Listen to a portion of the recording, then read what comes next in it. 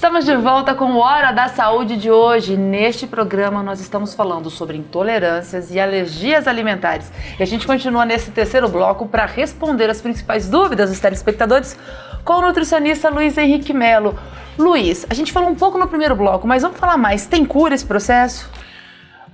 É como a gente já sabe, né? Como o Marcelo já disse, a gente nasce com uma tesoura, ou ela está muito bem afiada, ou ela não está cortando muito bem. Como a gente pode explicar isso?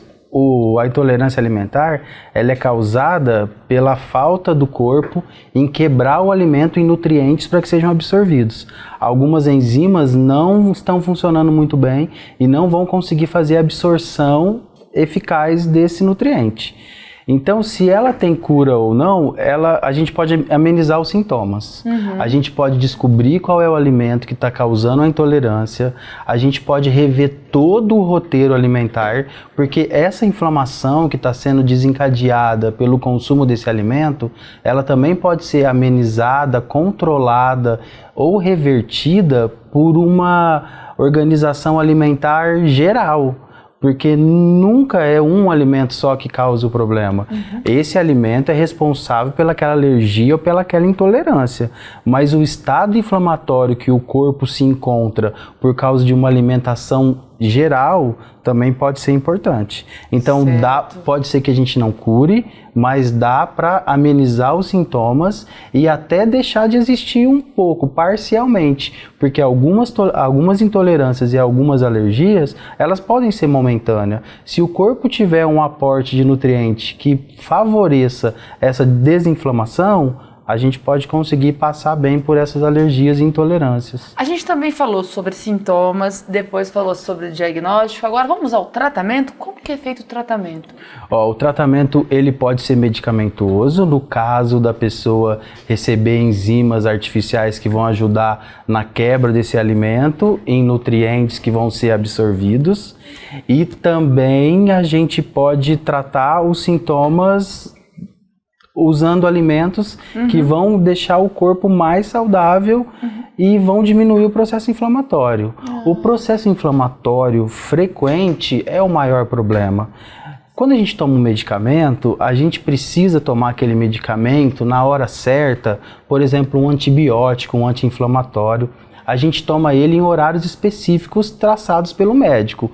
Por quê? Conforme aquele medicamento está presente na nossa corrente sanguínea, ele faz o efeito que a gente espere dele. Então ele tem um tempo de estar presente na nossa corrente sanguínea. Os alimentos é a mesma coisa. Então quando a gente consome um alimento protetor, ele tem que estar presente na nossa rotina alimentar para o corpo conseguir tirar o melhor dele. E alimentos que causam inflamação, eles também, se estiverem frequentes na corrente sanguínea, eles estão causando um processo inflamatório frequente.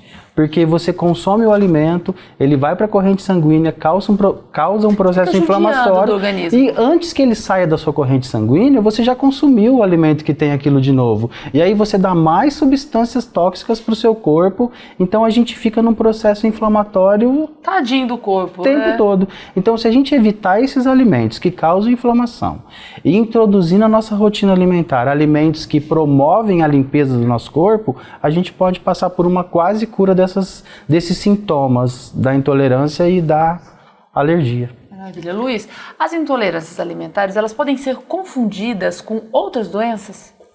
Podem. Você sabe que eu tenho casos, às vezes, que a pessoa passou pelo médico, ele pediu exames específicos do trato digestório e fez exames para ver o que tem no intestino, o que estava acontecendo, e às vezes pensando que poderia ser uma doença que tivesse já instalada, porque o quadro de diarreia não cessa, a dor abdominal não cessa, a náusea, a queimação não cessa, e aí então o médico começa a investigar, é uma doença, ele está com uma patologia instalada, e aí a gente vai perceber que é intolerância à lactose, é intolerância ao glúten, é a doença celíaca. A doença celíaca, que é causada pelo consumo do glúten, ele causa uma irritação no intestino ao ponto de parece que é uma doença bem mais grave, porque os sintomas acabam sendo frequentes e graves. Diarreia frequente e grave, má digestão, estufamento gástrico. Então, a gente tem que investigar. Luiz, você falou agora sobre isso, sobre a intolerância ao glúten. O glúten, de repente, ele virou um vilão em muitos ambientes, né? Não vamos comer com glúten, tira o glúten. Quem não tem intolerância pode comer o glúten. Pode comer ele o glúten. Não é vilão. O glúten vai ser absorvido pelo nosso organismo normalmente. Ele só não vai mal ser coisa nenhuma. Isso, ele só não vai ser absorvido para quem não tiver enzima para fazer a absorção do glúten. O glúten entrou na moda porque a gente tinha sintomas dessas doenças, só que a gente não sabia o que era. A gente não tinha estudos científicos que comprovavam que era o glúten que causava essa intolerância alimentar. Aí a gente os especialistas começaram a descobrir, médicos, estudiosos, que os sintomas eram parecidos em todos. Então esse sintoma pode ser causado pela intolerância do corpo de absorver o glúten. Então vamos cortar o glúten. As pessoas que começaram a evitar o glúten tiveram sucesso, deixaram de ter aquele desconforto. Então por isso que a gente foi pelo caminho. Então muitas vezes você está com muitos sintomas também que a gente pode identificar, cefaleia, dor de cabeça. A pessoa tem muita dor de cabeça. Por que tanta dor de cabeça? Vamos evitar alguma coisa? Vamos tirar alguma coisa? Às vezes o paciente me pergunta, eu tô com diarreia, o que você acha que eu posso tirar? Vamos começar a tirar o leite? Vamos tirar o leite 2 dias para ver o que vai acontecer? Tirou o leite, não diminuiu. Então vamos partir para outro alimento? Vamos ver como está o sono? Vamos ver como está o consumo de água? Vamos ver como está o funcionamento do intestino? Vai observando, porque a gente sabe que faz mal para o nosso corpo. E os embutidos, eles causam dor de cabeça, eles causam alergia, o glúten também, a lactose também, todo mundo pode consumir. Ele não é um alimento contraindicado. Esses alimentos, o pãozinho, a farinha de trigo, o leite, não são alimentos contraindicados, exceto para grupos específicos.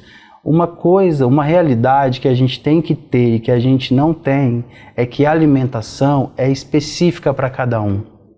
Um grupo de pessoas não necessita da mesma quantidade de calorias, de nutrientes. A gente tem que fazer uma dieta individualizada. Interessante você falar isso. Existe algum grupo, algum tipo de pessoa que é mais propenso a ter alergia ou a ter intolerância?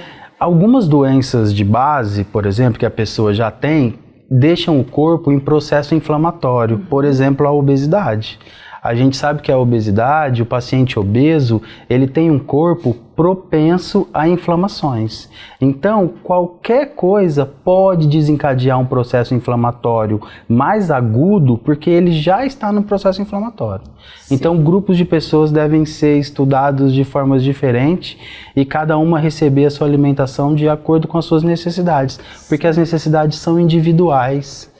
A pessoa tem que procurar um profissional para orientar ela sobre as necessidades dela, porque são individuais mesmo. Luiz, você estava falando, né, sobre o glúten, vamos tirar o glúten, vamos tirar o leite, e agora veio uma dúvida. Reduzir esses alimentos é uma forma de prevenção? É possível prevenir? Dá pra gente falar em prevenção quando fala em intolerâncias e alergias? Dá pra gente falar em reduzir, sim. A gente reduz o alimento, é como aquilo que eu disse. Se o alimento está frequente em todas as refeições e ele deixa substâncias na corrente sanguínea e ele causa intolerância alimentar, ele vai estar causando essa intolerância alimentar todo dia, porque ele está presente na nossa corrente sanguínea todo dia. Então a gente pode evitar. A gente pode e a gente deve aumentar o consumo de frutas, legumes e verduras, porque esses alimentos eles têm a função de regulação e eles vão regular o nosso corpo e ajudar naquilo que a gente está precisando. Então, se o corpo está precisando de um aporte aqui ou um aporte ali, são os vegetais com função de regulação que vão ajudar nesse processo. Certo. Luiz, e é interessante a gente fazer uma redução, evitar alguns tipos de alimentos para não correr esse risco? Normalmente a pessoa já identifica qual alimento que dá dor de cabeça, que causa estufamento gástrico. Ficar atento. Fica atento e não se assuste pensando, eu não vou consumir esse alimento, a minha vida ficou sem graça. perdeu a cor da vida, não. Existem outros alimentos que vão ajudar a suprir as necessidades nutricionais daquele alimento. E aí o mundo hoje está todo mundo aprende a cozinhar, todo mundo gosta de fazer uma coisa boa na cozinha. A gente consegue criar alternativas que tirem a pessoa desse desconforto causado por aquele alimento e que trazem satisfação e nutrientes vindo de outras fontes também. Tá. Luiz, não cuidar dessas condições implica algum risco?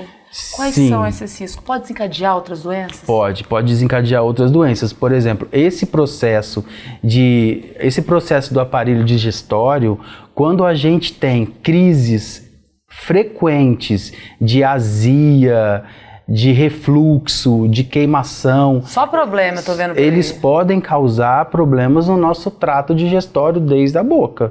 Então, se a gente tem azia todo dia, o refluxo, esse líquido que sobe do nosso estômago e que causa esse problema que a gente tem, porque essa azia é uma coisa muito ruim. Azia, queimação é uma coisa muito ruim. Ao longo do tempo, eles vão desencadear outros problemas de saúde. No intestino, a mesma coisa. Quando a gente tem casos frequentes de diarreia, de evacuações compulsórias, a gente compromete o nosso intestino. E isso pode causar problemas de saúde graves e crônicos ali no nosso intestino. Esses quadros de diarreia também, eles podem desencadear outros quadros, porque se a gente tem muita diarreia, a gente perde nutrientes que estão no nosso corpo e não estão sendo absorvidos pelo quadro de diarreia e pode desencadear outros problemas. Luiz, vamos falar agora sobre casos específicos. A gente falou bastante sobre intolerância à lactose, mas vamos falar sobre um outro tipo de alergia. Por exemplo, quem tem alergia a frutos do mar. Qual a dica do nutricionista? Por que isso acontece? Como substituir? Como a gente não sofre tanto isso, né? Acredito que quem mora na faixa litorânea sofra mais, Sim. Mas como sobreviver bem com isso? Os frutos do mar, eles são realmente alimentos alergênicos, a gente tem que evitar. Se você consome um alimento e você percebe que o seu corpo não reagiu bem àquele alimento, não insista, não continue consumindo esse alimento, porque o corpo já te deu um sinal. Os frutos do mar, eles realmente têm uma substância que causa muita alergia. Então a gente deve evitar. Mas para quem não faz mal, pode consumir, não tem problema. Outra coisa que a gente tem que ficar de olho é com a higiene do alimento que a gente consome. Às vezes a gente vai para o litoral, a gente vai participar de alguma festa, de alguma coisa, e a comida que foi servida foi o fruto do mar. E aí a gente tem uma diarreia, dor de estômago, e a gente pensa que foi causado pela substância do fruto do mar, e não é. Às vezes foi um problema de manipulação, de armazenamento e de alguma bactéria que a gente pegou do alimento que não é do alimento, que veio cruzada. A gente chama de contaminação cruzada. A gente põe a mão num alimento contaminado e contamina o outro. Isso é contaminação cruzada. Isso pode acontecer com outros tipos de alimentos, até como a salada, né? Isso, com tudo. Na casa da gente, quando a gente vai preparar as refeições, a gente tem que preparar por etapas. Primeiro você manipula na pia da sua casa os vegetais. Depois você lava, higieniza o lugar e aí você manipula a carne. Nunca você pode começar a manipulação pela carne. Pode começar, mas assim que você terminou de manipular a carne, você tem que ter uma higienização desse local muito boa, porque a carne vai deixar resíduos ali, vai deixar substâncias que vão contaminar o tomate, a batata, os outros alimentos que não são alergênicos, que não causam alergia, mas que vão se contaminar por alguma substância microbiológica de outros alimentos e causa uma contaminação cruzada. Às vezes, os problemas de saúde que a gente tem, diarreia, dor, vômito, não é pelo alimento ter causado uma alergia ou uma intolerância, é por uma contaminação bacteriana. A gente tem que ficar de olho nisso também. Isso é importante também ficar atento. Sim. Luiz, agora, mas vamos voltar. Eu falei que a gente já falou bastante sobre a intolerância à lactose, mas como tem muita gente sofrendo com isso, vamos falar mais. As pessoas normalmente se queixam de não ter o que comer. Descobre uma intolerância, uma alergia, eu não tenho o que comer, tudo tem leite, eu não vou comer mais nada. Tem opção? Tem opção. Tem vida? Tem vida sim. Ó, você sabe que, por exemplo, a intolerância ao leite. O que a gente vai tomar de café da manhã se não for o copo de leite? Vamos tomar um copo de suco de fruta. Um chá. Um chá, vamos tomar um chá que é calmante, que é estimulante, que ajuda o organismo.